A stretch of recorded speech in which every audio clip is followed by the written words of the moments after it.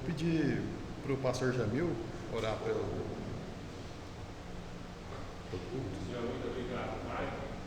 Podemos adorar o Senhor. Nós queremos pedir neste momento que possa estar recebendo a nossa oração para a glória do Senhor. Também trazendo o teu povo, Senhor, para ouvir a tua palavra, glorificar o teu nome, para exaltar o teu nome e também para ter comunhão uns com os outros. Leva cada um nas tuas mãos, no coração onde quer que eles estejam. Em nome de Jesus. Amém. Amém. Vamos começar com o cântico pelo Vale, 78 voz de melodia. Eu vou pedir para todos, né? Vamos começar cantando ele de pé.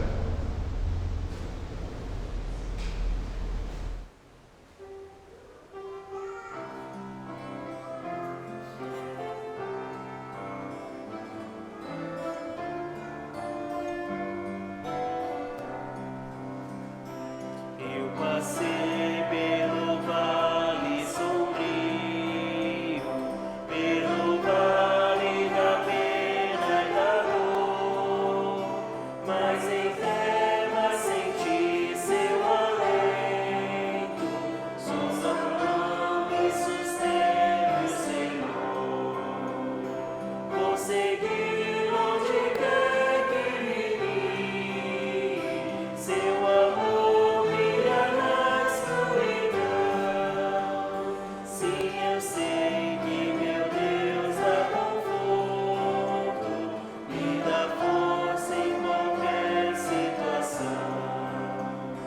Uma chuva que nutre a terra, vem privar-nos de um dia de sol. Deus em nós troca o gozo por pranto, pra limpar e tirar todo o mal. Vou seguir onde quer que me guie, seu amor brilha na escuridão. Sim, eu sei que meu Deus dá conforto, me dá força em qualquer situação. Nos terrores, nas provas, nos males, de amor ele envolve os seus. Aprendemos que as dores e penas são disfarces das bênçãos de Deus. Vou seguir onde quer que me guie, seu amor brilha na escuridão. Sim, eu sei que meu Deus dá conforto, me dá força em qualquer situação. Amém. Podem se assentar.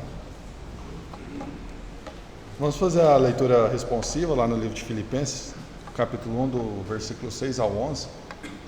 O versículo já está projetado aqui, então eu vou começar lendo o primeiro e os irmãos seguem sucessivamente, conforme a demarcação no slide. Versículo 6. Tendo por certo isto mesmo, que aquele que em vós começou a boa obra, aperfeiçoará até o dia de Jesus Cristo. Como tenho por justo sentir isso de vós todos, porque vos retenho em meu coração, pois todos vós fostes participantes da minha graça, tanto nas minhas prisões, como na defesa e confirmação do Evangelho. Porque Deus me é testemunha das saudades que de todos vós tenho, em entranháveis afeição de Jesus Cristo. E peço isto, que o vosso amor cresça ainda mais e mais em ciência e em todo o conhecimento, Para que aproveis as coisas excelentes, para que sejais sinceros e sem escândalo algum, até o dia de Cristo, cheios dos frutos de justiça, que são por Jesus Cristo, para a glória e louvor de Deus. Amém. Vamos cantar o próximo, Lutar 475, cantor cristão.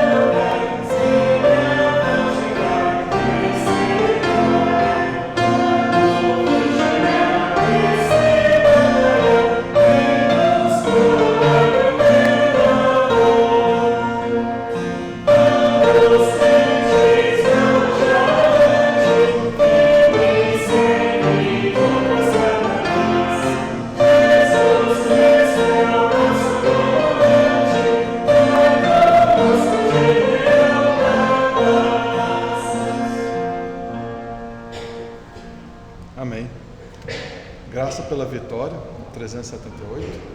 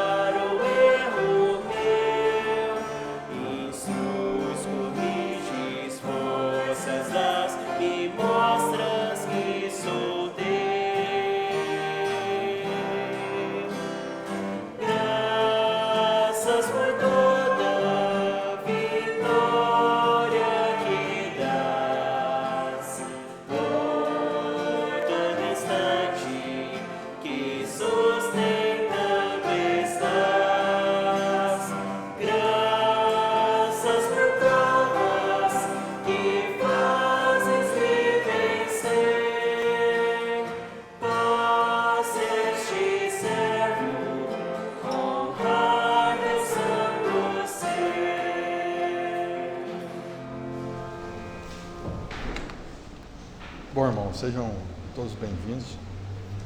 Seguindo com a parte de avisos, nessa quarta-feira a gente vai ter o culto de oração às 7h30. Sábado vai começar o acampamento, tá, dos jovens e adolescentes, da Igreja Batista do Calvário. Portanto, então não vai ter reunião de jovens e adolescentes nesse dia. Domingo de manhã vamos ter escola bíblica dominical às 9 horas.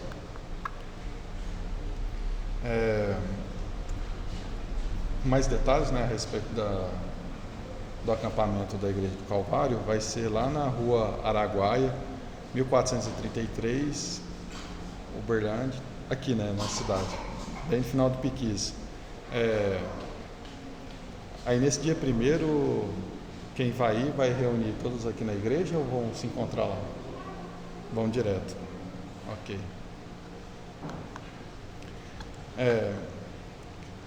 Relembrando, né, vai ter o encontro regional de mulheres no dia 1º/5 desse ano, tá? Foi organizada a agenda desse ano a respeito do encontro de casais, tá? E o encontro de homens e mulheres. Então, o primeiro encontro de casais vai ser dia 15 de março, o próximo mês, tá? E o primeiro encontro de homens e mulheres vai ser dia 17 de maio. O pré-eleitor vai ser o pastor Bill, que vai estar conduzindo os encontros de casais, as pregações. É isso. Seguindo para a parte de dízimos e oferta, Salmo 37, 4, 5 diz assim: deleita-te também no Senhor e te concederá os desejos do teu coração. Entrega o teu caminho ao Senhor, confia nele e ele o fará. Como de sempre, segue o QR Code ali no mural ou o gasofilaço para aqueles que desejam dizimar ou ofertar. Enquanto isso, vamos estar louvando a Deus com regozijo em Deus. 326 vozes de melodia.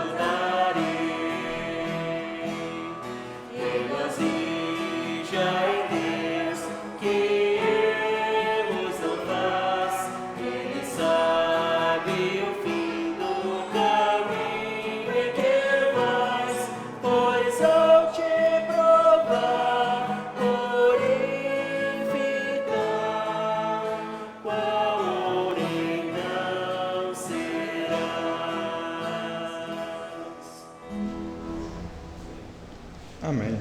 Pedi ao irmão Lamuniel para estar agradecendo a Deus pela oportunidade que Ele nos deu de podermos ofertar aí. Oremos. Ó Senhor Deus, Tu és grandioso e maravilhoso, Pai de Jesus. Obrigado, Senhor, por estar na tua casa. Obrigado, Senhor, por nos proteger cada dia, nos livrar do mal. Obrigado por enviar o seu Filho para a nossa justiça, Cristo nosso. Ó Pai, abençoe, Senhor, isso que oferta e tem para a tua obra. Frutificar isso. Ó Senhor, abençoe cada irmão que está aqui, abençoe os filhos que estão aqui. Entregamos tudo de coração, que o Senhor faça com que nós sempre estejamos fiel à obra. Isso que pedimos e agradecemos em nome do Senhor Jesus. Amém. Amém. Seguindo o versículo do mês, vamos todos recitá-lo. Romanos 8:33. Quem tentará acusação contra os escolhidos de Deus? É Deus quem os justifica. Romanos 8:33. Ó, nem parece que estava escondido o slide. Alguém ainda tem um desejo de estar citando ele de cor? Bom, acho que foram todos mesmo, né? Ok. Vamos cantar o hino do mês. Eu vou pedir a todos os irmãos, aqueles que puderem, para a gente estar cantando ele em pé. e logo em seguida a palavra vai estar com o pastor.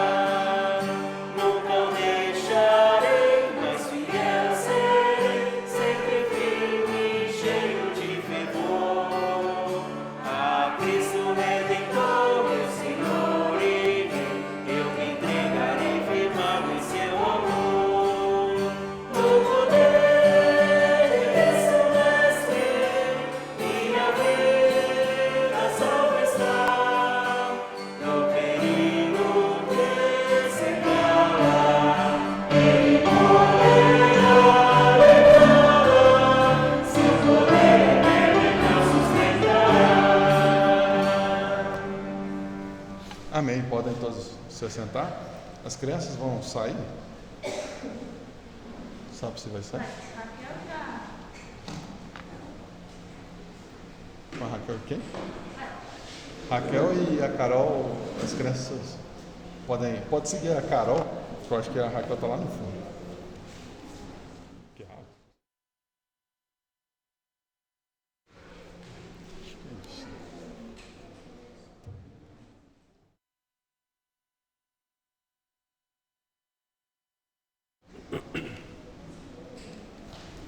Boa noite, irmãos.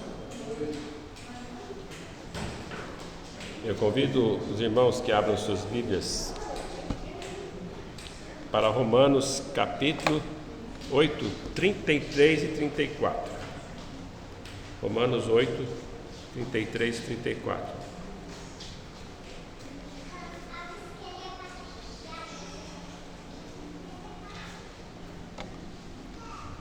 Esse aqui está funcionando.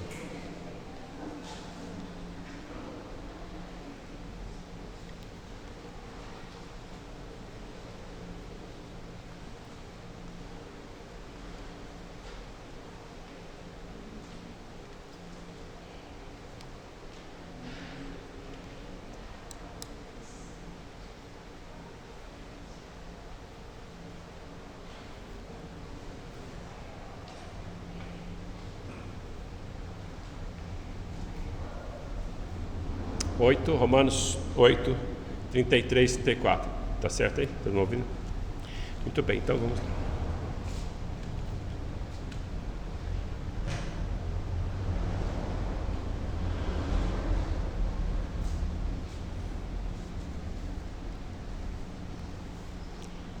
Vamos fazer a leitura, irmãos? Então vamos lá. Quem intentará acusação contra... Vai me dar um aqui.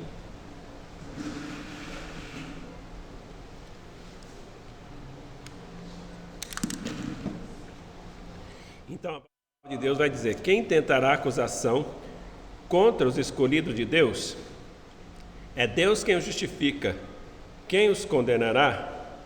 É Cristo Jesus quem morreu, ou antes, quem ressuscitou, o qual está à direita de Deus e também intercede por nós.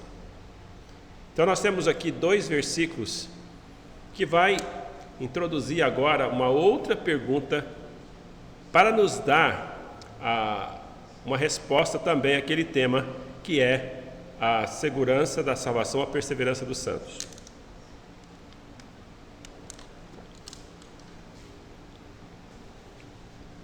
O versículo 31 é o nosso primeiro desafio, que era contra a perseverança, refere-se aos inimigos que podem se levantar contra nós. E a resposta de Deus é que se Deus é por nós, quem será contra nós? Quer dizer, não há inimigo que possa se levantar mais poderoso do que Deus, que pode prevalecer. Se Deus é por nós, então que inimigo mais poderoso que Deus existe? Não há. No versículo 32, temos então o segundo desafio. Esse desafio lançado pelo apóstolo Paulo é: haveria algum perigo de que o amor de Deus diminua ou entre em declínio ou desapareça de vez? Então o versículo diz: aquele que nem mesmo seu filho poupou, antes por todos nós o entregou, como não nos dará com ele graciosamente todas as coisas? Então isso nós tratamos dele semana passada. Quer dizer, o amor de Deus, ele é tamanho que ele não deu aquilo que mais precioso ele tinha, certo? Então ele deu o seu filho, morreu por nós, pagou o preço dos nossos pecados, fez a obra, ele escolheu o seu povo, trouxe seu povo para definir um propósito para o seu povo e veio e fez a obra em relação a para cumprir este propósito. Então, se ele é por nós, providenciou tudo. Então, se Deus não poupou seu filho, ele não vai dar todas as coisas que precisamos? E a resposta é sim, nós temos tudo, porque ele deu aquilo que é mais precioso. Agora, hoje, nesses 2 versículos, nós temos o terceiro desafio que o apóstolo lança para testar a doutrina da perseverança dos santos. Então veja, essa doutrina foi lançada lá no versículo 28 a 30. No versículo 28 a 30, os irmãos estão lembrados que diz o seguinte: eu vou ler lá, porque esqueci o início, então.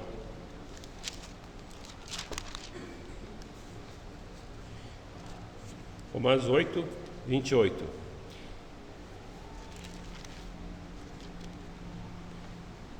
E sabemos isso, sabemos que todas as coisas cooperam para o bem daqueles que amam a Deus, daqueles que são chamados segundo o seu propósito. Então ele está falando aqui, tudo que possa estar acontecendo, as tribulações, todas as coisas que podem acontecer na nossa vida, estão para cumprir o propósito daqueles que amam a Deus, o propósito de Deus em relação àqueles que amam a Deus. Então a pergunta que nós fizemos na época é: você está incluído entre aqueles que amam a Deus? Então, se você está incluído, você faz parte do propósito de Deus. Então, Deus tem um propósito na sua vida, Deus tem um plano na sua vida. E aí ele vai dizer desse plano, desde a eternidade até o futuro. Então, os que de antemão conheceu, se eu posso dizer eternidade passada, vamos somar só para a gente entender, né, na nossa mente. Os que de antemão conheceu, então lá na eternidade passada, ele também predestinou eles para ter um propósito para eles. Qual que é o propósito, qual que é a predestinação deles? Para serem conformes à imagem de seu Filho. E aí ele entra no nosso tempo, e aos que predestinou, a estes também chamou. Então ele chamou quem? Aqueles que de antemão conheceu, aqueles que ele predestinou. Então ele chama essas pessoas, uma chamada que chamamos de chamada eficaz, e a pessoa vai dar a resposta a Deus. Então ele chama essas pessoas vão dar a resposta, e estas pessoas que estão nos planos de Deus, ele vai justificar, e aos que ele vai justificar, ele glorificou. Então aqui, todas essas coisas aqui estão no passado, até mesmo aquilo que na nossa experiência ainda está no futuro. Por exemplo, glorificou, então para nós seria, podemos dizer, aquele que nos conheceu antes da fundação do mundo, nos predestinou, nos chamou, nos justificou e glorificará. Não, mas nas Escrituras está, e glorificou, quer dizer que ele já fez para ele, na eternidade, isso já aconteceu, certo? Na nossa experiência ainda não, mas para ele isso aqui é certo, garantido, certo? Muito bem, então esse plano ele estabeleceu, então ele está dando aqui a questão da perseverança. Nós vamos alcançar aquele final lá, nós vamos ser glorificados. E aí, então ele levanta esses questionamentos. Então seria possível que eu, nesse intervalo da tempo da minha vida, eu poder perder essa salvação, eu poder realmente não perseverar? E então, caso, por exemplo, o amor de Deus possa diminuir, ou alguma coisa possa acontecer, algum inimigo me acusar, então ele começa a dizer, olha, nada pode acontecer contra nós. Então, nesses 2 versículos, nós temos esse terceiro desafio, que ele vai tentar responder. A possibilidade de acharmos, finalmente, nós nos achávamos finalmente num estado de condenação, a possibilidade de nos acharmos, a possibilidade de alguém nos acusar. Então ele vai tratar de 2 coisas aqui, então uma no versículo 28 e outra no versículo 29. As 2 coisas que vai entrar na mesma coisa, mas são 2 coisas diferentes, mas que vai entrar dentro do mesmo assunto da acusações e a condenação. Então a primeira que está aqui é: quem poderá intentar acusação contra os eleitos de Deus? Então, há uma possibilidade de alguém acusar, de levantar acusação? Aí a pergunta é: quem os condenará? Há possibilidade de haver uma condenação? Há possibilidade de sermos condenados?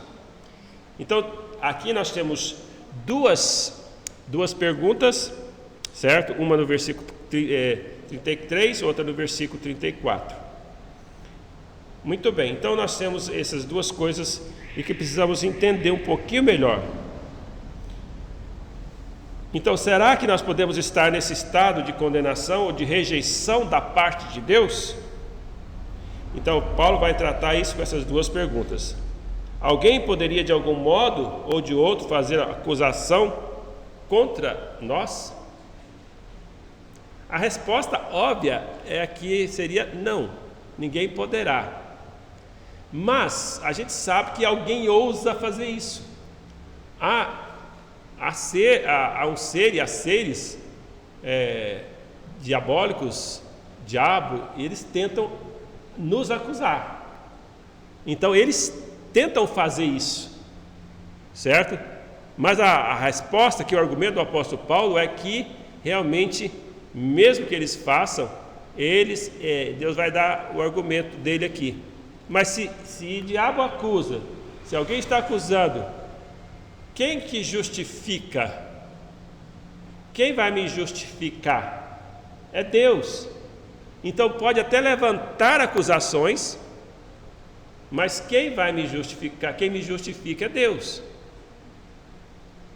Então quem vai querer, com argumentos plausíveis, dizer, olha, essa pessoa tem feito isso, então ele é digno de condenação. Aí vem o segundo argumento, a segunda coisa que o apóstolo Paulo fala. tudo bem, essa pessoa está assim, mas foi Cristo quem morreu, foi Cristo quem pagou o preço, foi Cristo quem já fez tudo, e esta pessoa está em Cristo. Então a resposta às duas acusações nada é possível, ninguém pode levantar-se e prevalecer. Tá, mas vamos então alguns detalhes dessa situação aqui.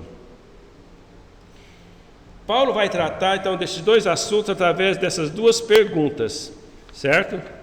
Então essas duas perguntas, elas vão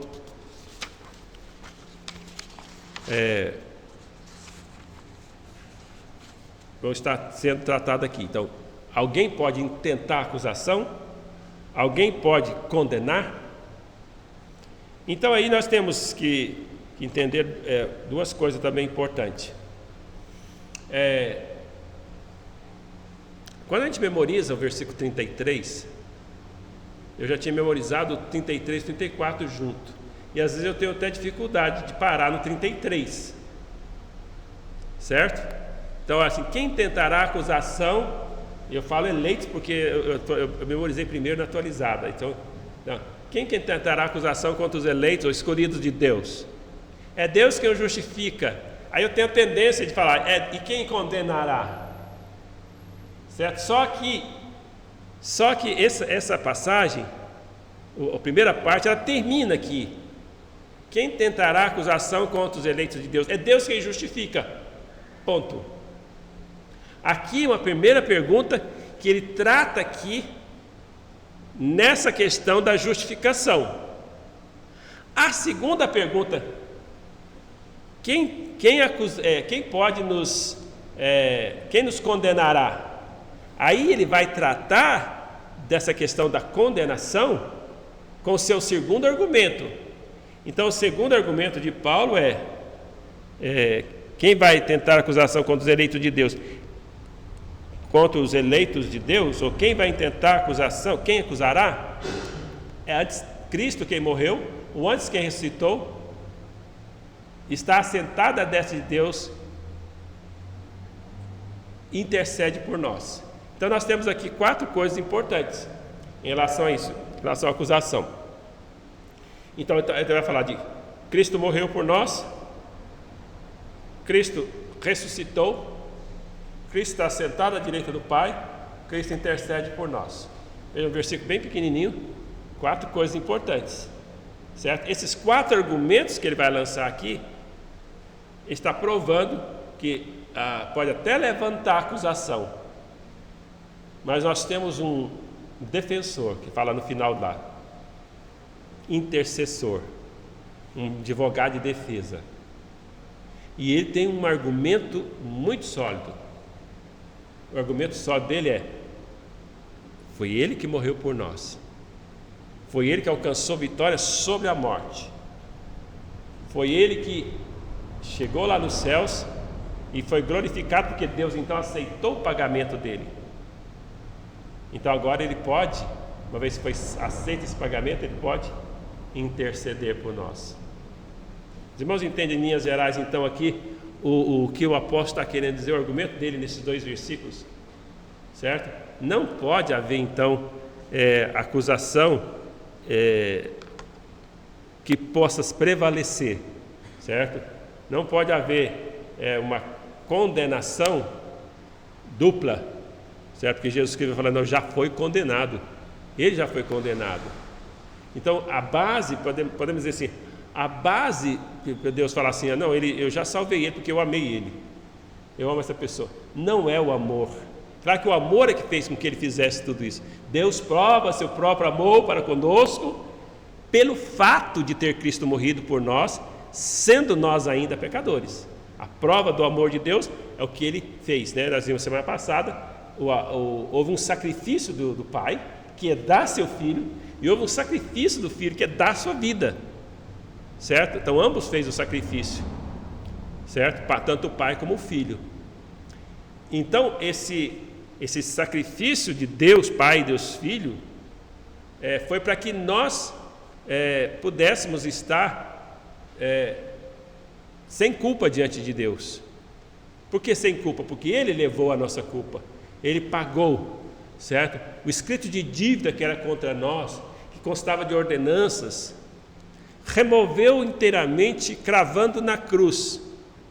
Colossenses 2,14. Então não há mais dívida nossa, certo? Muitas vezes nós aceitamos as acusações de Satanás, nós até concordamos com as acusações dele, que ele diz para nós: você não é salvo nada, olha o que você fez, você acabou de fazer essa coisa aqui, o que é isso? Você nunca foi salvo, um salvo não faz isso não, certo? E nós acreditamos nele, e acreditamos nessa mentira dele, porque nós não entendemos direito o que Deus fez em relação aos seus eleitos. Nós não entendemos. Então, isso é muito importante. Antes de entrarmos no assunto propriamente dito, então há um ponto de discussão desses dois versículos. Há uma relação do final do versículo 33 e 34, nós já falamos dele aqui um pouquinho, quando eu falei que, às vezes, quando eu vou estar falando, eu já coloco o 34 logo em seguida. Interessante que há uma discussão teológica a respeito disso, né? Se o 33, se o 34, a primeira parte do 34 faz parte do 33, certo? Mas para nós, eu creio que faz parte, porque é um assunto de acusação e condenação, que acusação e condenação estão no mesmo assunto, mas se a primeira frase a parte da segunda frase está respondendo ainda a parte da primeira frase. Ou seja, eu vou citar o versículo colocando a primeira parte, só para vocês entenderem. Quem tentará acusação contra os escolhidos de Deus? É Deus quem justifica, quem os condenará? Seria assim? Ou seria, quem tentará acusação contra os escolhidos de Deus? É Deus quem os justifica. Quem os condenará? É Cristo quem morreu, ou antes quem ressuscitou e está à direita de Deus intercedendo por nós. Os irmãos estão entendendo aqui? Há uma diferença bem sutil, mas há uma diferença, certo? Então essa é algo que trouxe calorosos debates entre alguns estudiosos. Então a minha interpretação é que a primeira parte é para explicar a questão da acusação, certo? A segunda parte é para explicar a questão da condenação. Dois assuntos que, afinal de contas, está falando de uma coisa só, mas eu preciso entender corretamente o primeiro assunto para depois eu entender o segundo assunto. Então, a primeira coisa que vai ser levantado é: alguém pode intentar acusação contra os eleitos de Deus? E a resposta que Deus dá, que a gente subentende logo, é não. Mas o diabo faz isso. Ele acusa. Na verdade, nas Escrituras ele é chamado acusador, certo? Ele é o acusador. Mas ele pode prevalecer, porque acusar, todo mundo pode acusar. Você pode ser acusado de qualquer coisa, né? A pessoa pode ser acusada. Eles podem inventar uma situação, né, igual está fazendo aí com o nosso ex-presidente, né? Então você está sendo acusado, vários crimes, né? Que supostamente, tem as palavras lá no coisa dele, está sempre escrito supostamente ele cometeu, certo? Acusar todo mundo pode. Agora, provar, se tiver uma coisa justo para poder provar, é outra coisa. Será que pode provar o que foi feito? Será que pode provar que nós podemos ser condenados? Que nós temos alguma culpa? E o pior, em relação a nós, é que nós temos culpa. Então a nossa base não pode ser: quem tentará a acusação? Sei não fiz nada. Não pode ser assim. Não tem jeito, porque eu fiz. Eu sou merecedor. Eu sou merecedor da condenação. Então esse argumento não pode ser por aqui. Certo? Então o argumento está na questão da justificação. Então a resposta para essa acusação é: quem é que justifica? É o juiz que vai justificar. Mas veja, não é o juiz que vai justificar porque eu sou do partido dele. Eu gosto dele, ele gosta de mim. Claro, a Bíblia fala que ele me ama, tudo bem. Mas eu nem sempre mostro tanto amor para com ele assim. Muitas vezes a gente peca, a gente faz coisas que não agradam a ele. Certo? A gente não somos perfeitos nisso. Mas quem vai me justificar é Deus. Mas só que Deus, ele não justifica sem ser justo. E isso aqui nós vamos ter que entender, e vamos entender com o versículo 34, mas nós vamos ver o 33 primeiro.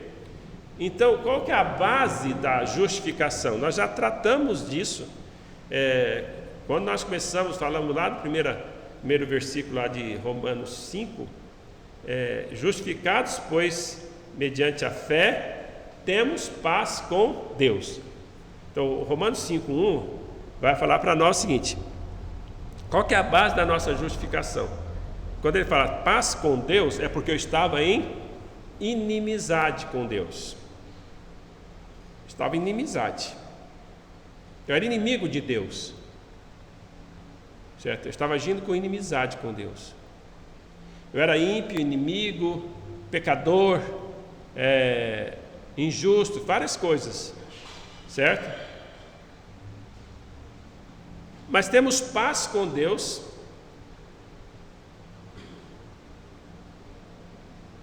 Então, uma vez que temos paz com Deus, para nós podemos ser reconciliados com Deus.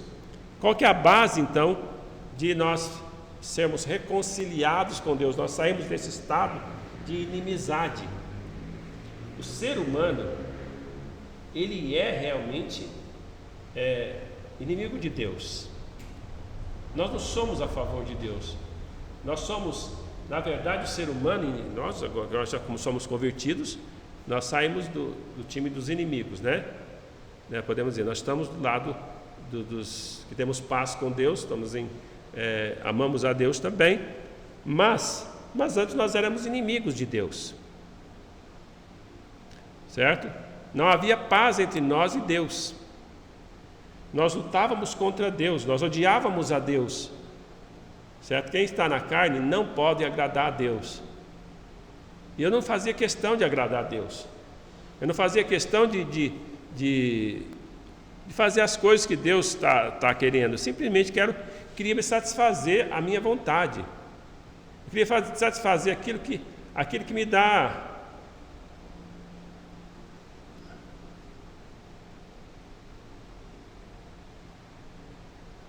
Olhe para mim, fazer um favor, tá? Então, aquilo que me dá mais prazer, inimizade ou amizade, o que eu vou fazer?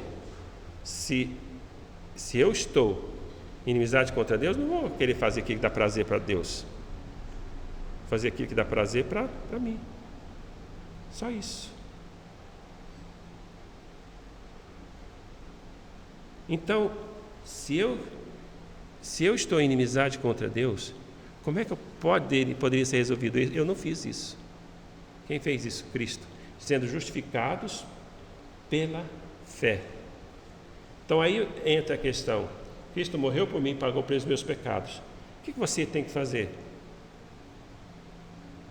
Crer nisso, mediante a fé. A minha parte é confiar no que Deus fez. Certo? Confiar, crer nele, confiar que ele fez alguma coisa por você, por nós, tá?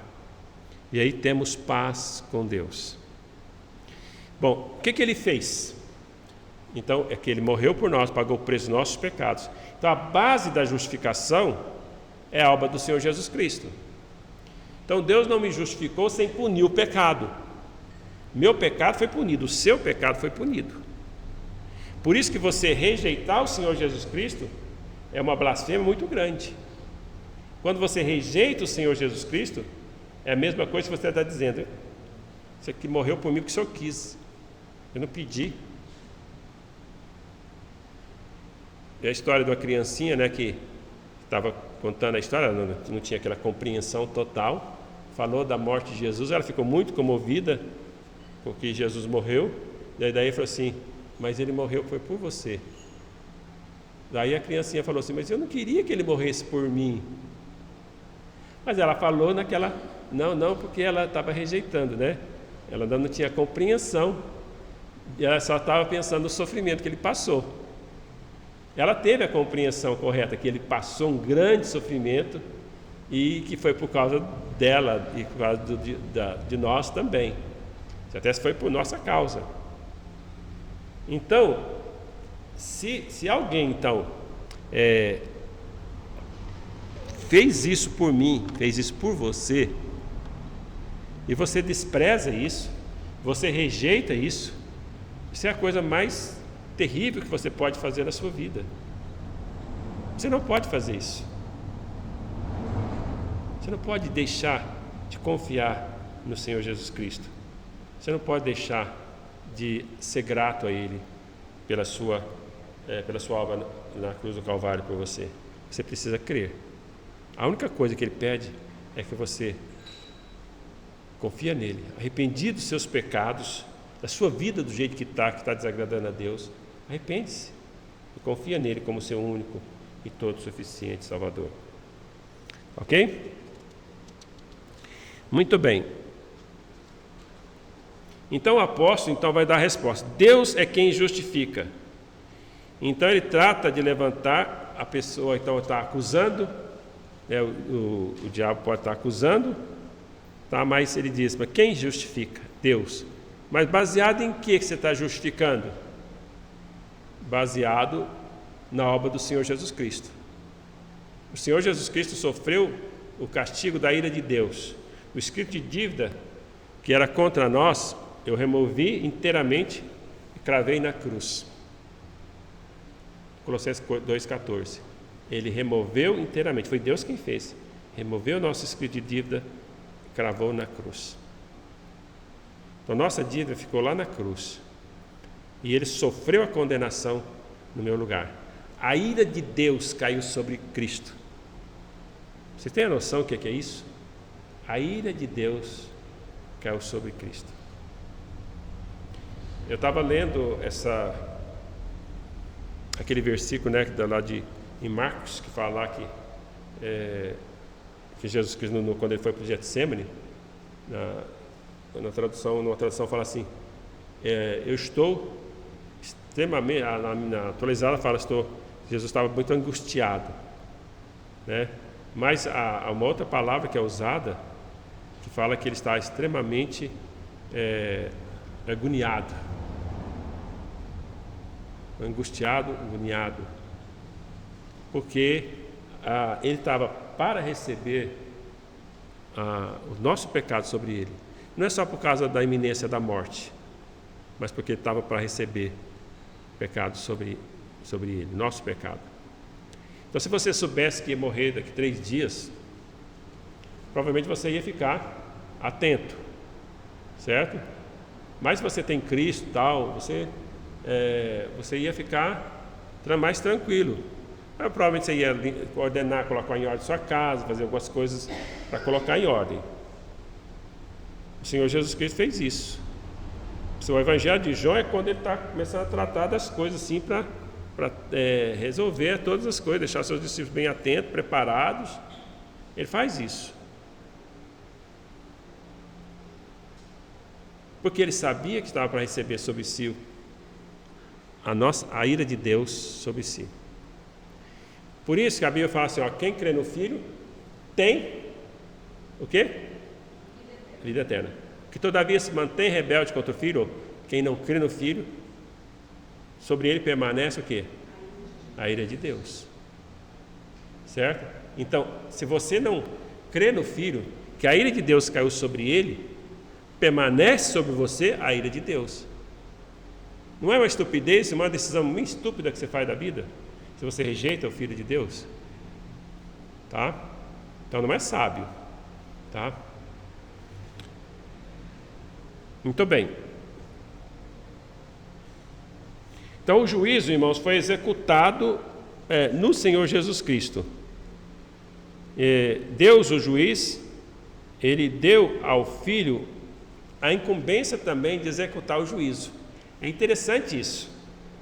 O Senhor Jesus Cristo, ele disse para o Senhor: eu não vim julgar o mundo, mas eu vim salvar. Então ele não veio para condenar o mundo, ele veio para salvar. Então, só que ali em João 5, 26, 27, fala assim: porque assim como o Pai tem vida em si mesmo, também concedeu ao Filho ter vida em si mesmo. E lhe deu autoridade para julgar, porque ele é o Filho do homem. Então o julgamento é incumbência do Pai, mas ele deu ao Filho. Ele deu ao Filho duas coisas: ter vida em si mesmo. Ele é independente, sua vida é dele. Certo? Mas ali no Calvário, ele deu sua vida. Ele entregou sua vida nas mãos do Pai. A vida humana. Deus não pode morrer.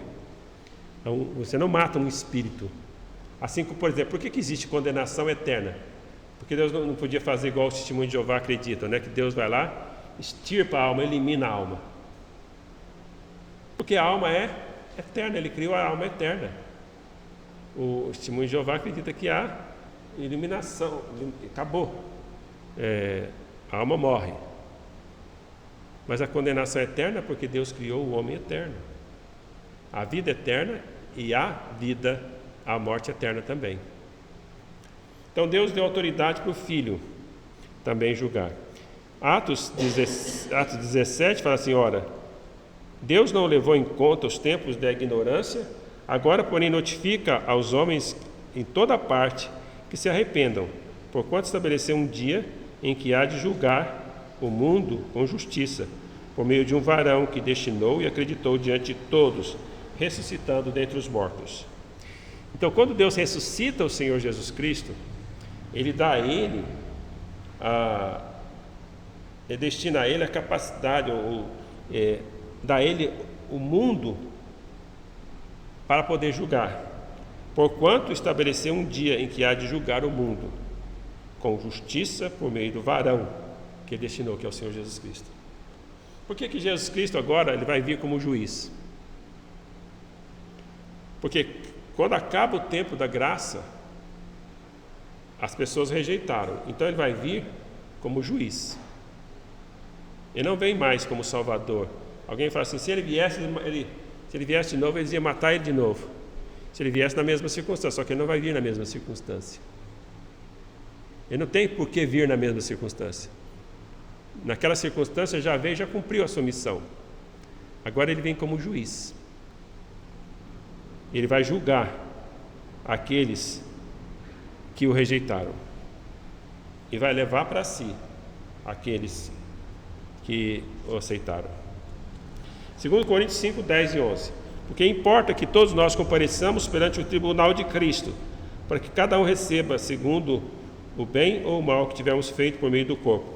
Assim, no temor do Senhor, persuadimos os homens que somos cabalmente persuadidos por Deus. Espero também a vossa consciência vos reconheça. Então, também ele vai julgar a todos os salvos. Mas aqui ele chama de tribunal de Cristo. E o que vai ser julgado, nós os salvos, não é mais os nossos pecados. Os nossos pecados já foram julgados e condenados. O que vai ser julgado é as nossas obras. Mas como julgar as obras? Porque as obras não é pelas obras que eu sou salvo. Então eu fui salvo para as boas obras. Se eu fui salvo para as boas obras, então eu tinha que ser salvo. Eu fui salvo então para praticar as obras. Eu pratiquei as obras, eu fiz aquilo que Deus quer que eu faça. Estou fazendo aquilo que Deus quer que eu faça. Então ele vai me julgar também, vai o dia que vai me julgar se eu estou fazendo exatamente aquilo que ele quer que eu faça. Só que esse juízo do tribunal de Cristo não é para condenação, certo? Que não há mais condenação para aqueles que estão em Cristo Jesus. Esse juízo do tribunal de Cristo é para sabermos se vamos receber galardões ou vamos ficar sem nada. Se vamos ter alguma coroa ou vamos ficar sem nada. E creia, vai ser vergonha, então, provavelmente. Mas depois Deus, claro, finalmente vai enxugar todas as lágrimas. Mas é muito triste, né, quando você chegar lá diante, igual daquela parábola do servo bom e fiel, que Deus deu 5 talentos, depois deu 2 talentos, depois deu 1 talento. Se eu peguei meu talento, simplesmente escondi lá, não, eu sou salvo, então vou viver minha vidinha aqui, eu e Deus sabe que eu sou muito reservado, então não vou fazer a obra dele, não. Eu estou aqui na minha vidinha aqui, Deus sabe todas as coisas. Certo? Então, se você é tímido, não faz as coisas, por causa da sua timidez você não faz as coisas, isso não importa. Quem deu os lábios para você? Quem te fez, não foi Deus? Moisés deu essa desculpa, não deu? Jeremias deu essa desculpa. Eu sou muito jovem, eu não consigo falar. Não, você não tem essa desculpa. O que Deus tem para você? Qual que é a sua incumbência? Você é salvo? Então faça algo para Deus. Certo? Você é salvo, você foi salvo para as boas obras. Quais boas obras Deus quer que você, salvo, faça? Certo? Então, graças a Deus, tem muitas pessoas trabalhando aqui na igreja. Tá? Mas talvez você não está fazendo nada ainda. O que Deus quer que você faça? Se você é salvo, então faça algo por Deus. Então, nosso versículo 33 é uma declaração completa. Quem tentará com acusação contra os escolhidos de Deus? É Deus quem justifica. Está completo.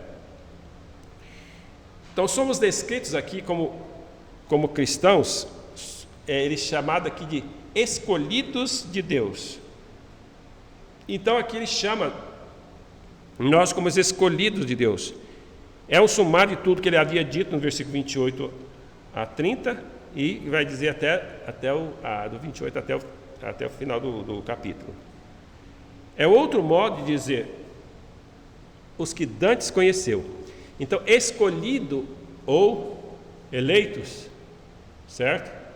Ou os que dantes conheceu. Ou seja, aquelas pessoas que ele conheceu com antecedência. Então, lembra que nossa interpretação não é que Deus escolheu porque ele viu a fé da pessoa, não. Ele escolheu antes da fundação do mundo, pelo seu beneplácito, porque ele quis. Podemos não entender, mas é isso que as Escrituras dizem. Ele escolheu antes da fundação do mundo. Tá? Mas lá no tempo a pessoa não tem que crer? Tem que crer. Mas como conciliar essas duas coisas? Talvez não tenha como conciliar. Mas eu não posso rejeitar uma doutrina só porque eu não consigo entendê-la na minha cabeça. Só porque eu não consigo colocá-la dentro de um argumento lógico. Porque as duas são verdades que está aqui. Certo? Podemos dizer, são verdades até que andam paralelas, mas são duas verdades verdadeiras. Eu entro no caminho de Deus pela chamada de Deus, mas Deus vai me chamar de forma eficaz. E quando eu olho pela perspectiva de Deus, eu falo assim, eu só fui chamado porque Ele me escolheu antes da fundação do mundo. Mas quando eu olho para a perspectiva do homem, eu falo assim, eu fui salvo porque eu criei. Certo? Você pode dizer que foi salvo porque você creu? Sim. Mas da perspectiva de Deus, você foi salvo porque Deus lhe concedeu a fé para você crer. Então são duas coisas que os homens às vezes não podem conciliar. Então vem duas vertentes, né? Dois pensamentos se tornam contraditórios. Eu diria, se a pessoa vai para uma vertente arminiana, ele vai ter que chegar ao ponto de negar também que a salvação que se pode perder a salvação, porque tudo é uma sequência lógica.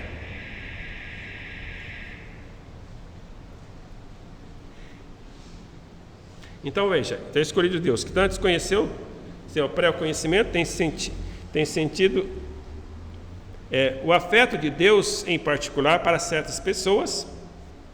Podemos dizer assim, os cristãos são aqueles que Deus escolheu de antemão, escolhidos ou eleitos de Deus. Você pensa em si mesmo como eleito de Deus? Ou na linguagem do apóstolo Paulo, pessoas peculiares de Deus ou propriedade peculiar, de acordo com Pedro? Por que é importante? Por que eu estou frisando nisso? Porque se você pensar em termos de fé sua, você pode até dizer o seguinte argumento. Eu tinha um conhecido, né? Que a gente na época até considerava ele meu amigo, tudo, mas ele tinha o seguinte argumento: mas eu posso perder a salvação. Por quê? Qual que é o seu argumento? Ele disse: olha, porque se eu creio hoje, amanhã eu posso decidir não crer.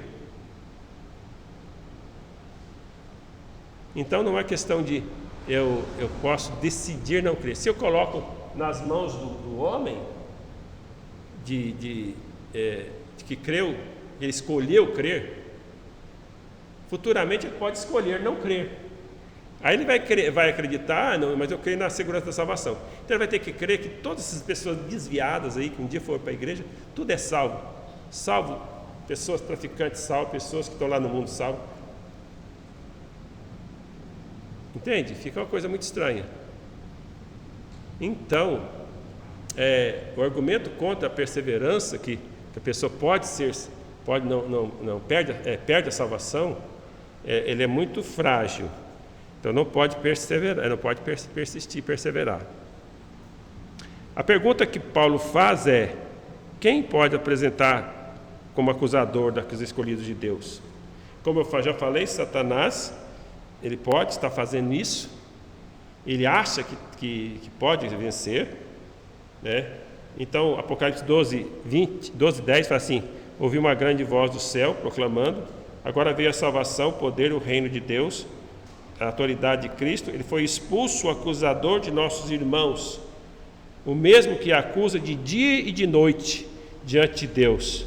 Acusa-nos diante de Deus de dia e de noite. E também acusa a nós mesmos. Então ele intenta acusação. Esse intentar aqui, irmãos, é como você fazer uma petição acusatória. Se você fazer uma acusação contra alguém, certo? Você fazer uma petição acusando alguém. A princípio a pessoa é suspeita. Depois, quando você apresenta uma acusação, você já tem que ter provas substanciais de que aquela pessoa é culpada. E Satanás ele tenta fazer isso. E ele acha que tem muitos argumentos bem sólidos. Porque quando ele olha da perspectiva humana do que eu fiz, do que você fez, podemos dizer, é bem sólido mesmo a acusação dele. Como é que eu posso me salvar de tanta acusação? E muitas vezes eu acredito nisso. Eu não sou salvo, não. Deus não ia salvar a mim. Como é que ele pode me salvar? Eu desse jeito? Quem sou eu? Não posso. Eu não mereço. Tudo é verdade. Você não merece. Você não tem condições. Por esse lado, você vai perder, eu vou perder. Mas a acusação, se você não se livra, se justificando com justiça própria. Esse foi o problema dos fariseus, que eles tentaram se justificar com a sua própria justiça, pela justiça da lei. Então eles acreditavam que se fizesse determinadas coisas, eles poderiam ser justificados. E aí o diabo pode tentar acusação, sim, porque eles não conseguem prevalecer contra a acusação do diabo. Então, mas aqui nós temos, primeiramente, esse grupo de pessoas que o diabo está tentando acusar, são o grupo que Deus escolheu antes da fundação do mundo. É o povo seu, uma nação santa, povo de propriedade exclusiva de Deus, povo peculiar de Deus. Esse povo, por quem Cristo pagou o preço dos pecados, precioso sangue, como de um cordeiro feito sem mácula. A base, irmãos, está baseado na lei que Deus fez. Então, na lei de Deus, tem a possibilidade da substituição.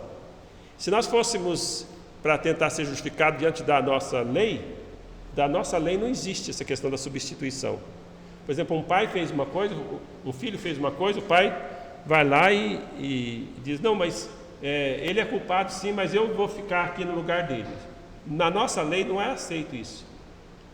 Às vezes um pai faz isso, mas ele mesmo se acusa, ele mesmo fala que fui eu que fiz, ele vai mentir, então que foi ele que fez, tal. Aí pode até ser que ele fica no lugar do filho, mas não por causa da lei, mas por causa que ele se sacrificou, assumindo a culpa a ele mesmo, mas não porque a lei pôde aceitá-lo. A lei brasileira não aceita. Mas esse princípio da substituição, irmãos, está nas Escrituras imensamente, em toda parte, através do sistema de sacrifício. Todo animal que era morto, que era oferecido, era um substituto, certo? Era oferta pelo pecado, era oferta voluntária, era oferta. Então, todo aquele sistema de sacrifício, às vezes a gente fica pensando, mas como é que pode? Como é que pode ter tanta matança de animal assim? Mas tudo aquilo ali era para mostrar para nós o que a lei exigia. A lei exigia o pagamento pelo pecado. Para Deus não destruir a nação, para Deus não destruir todo mundo, eles tinham que ir lá uma vez por ano oferecer o cordeiro, oferecer o sangue propiciatório. Então ele ia lá uma vez por ano, o sacerdote oferecia aquele sangue cobria o pecado do povo durante um ano. Isso quer dizer, Deus se tornava favorável às pessoas, ou seja, vocês podem trazer o seu sacrifício pelo pecado particular, porque durante esse ano, então eu não vou destruir vocês. Eu aceitei o sacrifício que foi oferecido aqui. Certo? Aí aqui o povo então ia lá oferecer sacrifício, aí se tornou uma rotina, as pessoas começaram a oferecer sacrifício sem arrependimento, sem consciência de pecado. Deus disse, eu abomino o seu sacrifício, eu abomino essas coisas que vocês estão fazendo. Mas Deus estava providenciando, a providência de Deus, um cordeiro, o Cordeiro de Deus. Quando João Batista vê Jesus Cristo, ele disse, eis o Cordeiro de Deus que tira o pecado do mundo.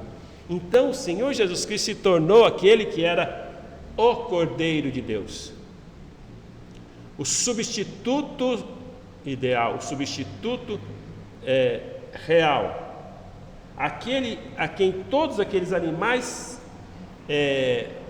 estava representando. Lembra que vários tipos de sacrifícios eram oferecidos, holocausto, sacrifício pelo pecado, oferta voluntária, etc. e tal. Um dia eu quero estudar Levítico com vocês, fazer um panorama de Levítico, para vocês entenderem essa questão do sistema de sacrifício, certo? Porque cada um representava Cristo, mas um só sacrifício não podia ser suficiente para representar Cristo em tudo aquilo que ele fez. O sacrifício da culpa pelo pecado não era suficiente, porque o sacrifício de Cristo ele tem várias aplicações. Ele foi substitutivo, ele foi vicário, ele foi voluntário, ele foi propiciatório, então o sacrifício do Senhor Jesus Cristo é completo. Então ele é aquele que realmente fez a obra de Cristo. Jesus Cristo é aquele que fez a obra de Deus, o sacrifício de Deus, uma vez por todas. Uma vez por todas. Se você lê o livro de Hebreus, você vai entender um pouco melhor a questão do sacrifício de Cristo. Leia o livro de Hebreus pensando em que Cristo é superior àquele sistema da antiga lei. Ali o objetivo é sempre falar, Cristo é superior a. Você lendo com o Hebreus nesse sentido, você vai entender ali. Ele é o melhor sacrifício, ele é o verdadeiro santuário, enfim, ele vai mostrar que ele é superior a tudo, superior aos anjos, superior a tudo. Então, ele é o sacrifício perfeito de Deus. Ele é o sacrifício completo de Deus.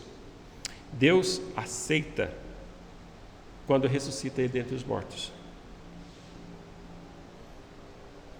Então, mesmo que nós tenhamos um acusador, agora nós temos um sacrifício que foi oferecido no meu lugar, no seu lugar. E ele está respaldado pela lei. Porque eu sou julgado, qualquer pessoa vai ser julgado, se rejeitar Jesus, vai ser julgado pela lei de Deus. Agora, eu também serei absorvido pela lei de Deus, não é pela lei dos homens, pela lei de Deus. Tanto é que se um crente, ele cometeu um crime, e ele se arrependeu tal, e se converte a Jesus Cristo, mas ele foi condenado lá a 20 anos de prisão, ele vai ficar preso, continuar preso, mas vai ser um preso salvo, certo? Vai ser um irmão que vai estar lá na cadeia, e ele vai fazer boas obras lá. Se ele é convertido de verdade, ele vai fazer diferença lá onde ele estiver. Lembra? Não foi isso que aconteceu com José? Né? Ele teve tanta confiança lá do carcereiro que ele passou a ser aquele que ficava com as chaves. Você vai ficar com as chaves da prisão, certo? Então, isso é algo que a pessoa vai servir a Deus em qualquer lugar que tiver, mas a justiça dos homens a pessoa vai ter que continuar, vai ter que pagar, tá? Mas a sua alma será salva. Por quê? Porque é Deus quem justifica. Quem os condenará? Nós temos a tendência, o cara matou, como é que Deus vai perdoar? Ele matou, tirou a vida de alguém.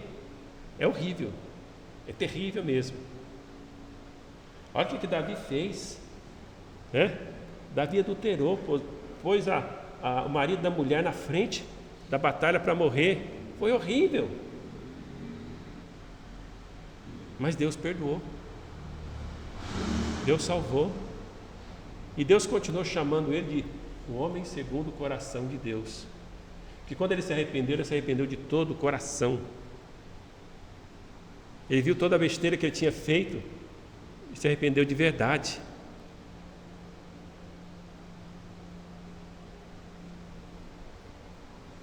Então, meus irmãos, o diabo pode até intentar acusação, mas não tem fundamento. Contra os escolhidos de Deus não tem fundamento. Agora, ele vai ter fundamento se você não recebeu Jesus como Salvador. Ele pode te acusar e prevalecer contra você. Se você morrer hoje, você vai estar debaixo da ira de Deus, se você não creu no Senhor Jesus. Então, por isso que o apelo é importante. Sempre que eu olho da perspectiva do homem, você é responsável. Ah, mas eu não fui escolhido. Não interessa, você tem que pensar se você crê ou você vai rejeitar. A questão de ser escolhido, você não vai pregar isso para o incrédulo. Você vai falar que a pessoa, a necessidade dele crer. Isso aqui já é o crente que já está mais maduro, que vai ter que entender a questão das coisas da perspectiva de Deus. E é para nós, até nós que temos Cristo, as coisas são difíceis de entender. Mas se você está aqui, você ouviu isso, não é desculpa para você rejeitar. Estou rejeitando porque eu não sou escolhido. Você está com a mente de Deus para saber que não? Você tem que crer no Senhor Jesus Cristo. O que Deus quer de você é isso. Crer no Senhor Jesus Cristo, será salvo. Todos que perguntaram para os apóstolos, falou: arrependei-vos e crê no Senhor Jesus Cristo. Porque Deus, é Ele que justifica. Para Deus te declarar justo, você é justo. Qual que é a base da declaração de Deus que você é justo? A base de Deus é o sacrifício do Senhor Jesus Cristo. Seu pecado já foi pago. Como Ele disse lá na cruz do Calvário: tetelestai, está completo, está feito, completou a obra que Deus mandou realizar. E quando ele fez tudo o que tinha que fazer, então Deus, depois do terceiro dia, ele ressuscita dentre os mortos, ele vence a morte. Depois ele é glorificado, depois ele é colocado sentado à direita de Deus, intercede por nós. Semana que vem nós vamos tratar do versículo 34. Obrigado, Senhor, por essa palavra. Nós te louvamos, ó Pai, por tudo que o Senhor tem nos ensinado. Eu te agradeço, Senhor, em nome santo do Senhor Salvador Jesus Cristo. Amém e amém. Tem mais um?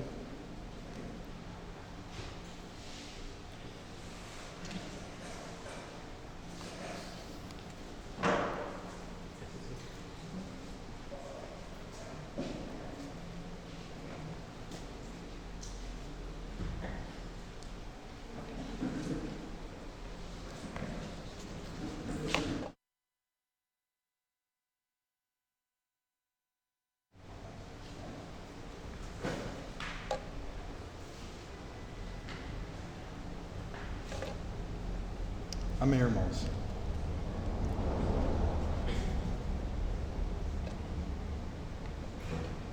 Nada poderá nos separar do amor de Deus. Nem uma bomba, nem a Globo, nem nada. Vamos cantar um hino do mês. Eu vou pedir aos irmãos que se coloquem de pé e, finalizando com oração silenciosa, a gente está encerrado.